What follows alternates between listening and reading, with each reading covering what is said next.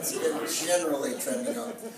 And Gerald Ford had a very tough job. There were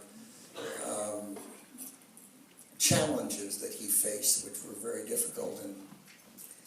And we'd served in Congress together, and he was the only president I worked with who was a friend, a personal friend. It's quite a different thing serving a president who you're serving as someone who was elected president you didn't know quite as well, anywhere near as well.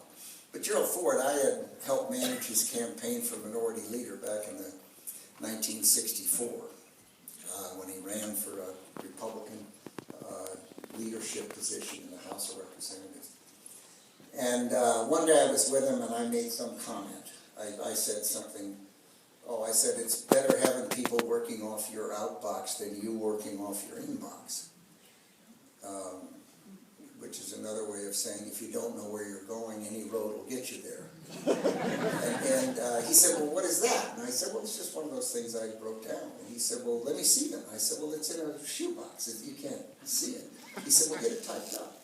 So I had it typed up. He promptly named it Rumsfeld Rules and asked me to give a copy to the White House senior staff. He'd kind of come in to an airplane flying 500 miles an hour as the captain and the pilot, and he didn't even know the crew. He just came suddenly. He was given that responsibility, which is an enormous challenge for him. So he asked me to circulate it because he thought some of the ideas were things that would be helpful to others, and that's kind of how Rumsfeld's Rules, I collected them over the decades. Probably, I'm 81, so it's probably 65 years I writing these things down.